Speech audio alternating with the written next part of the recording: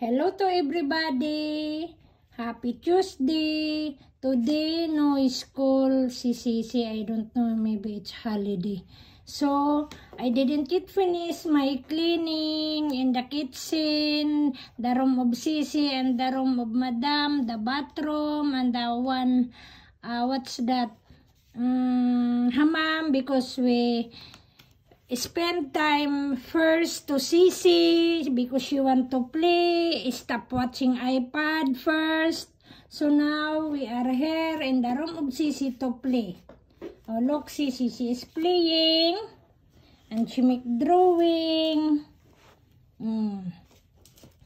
This one of the castle of Sisi.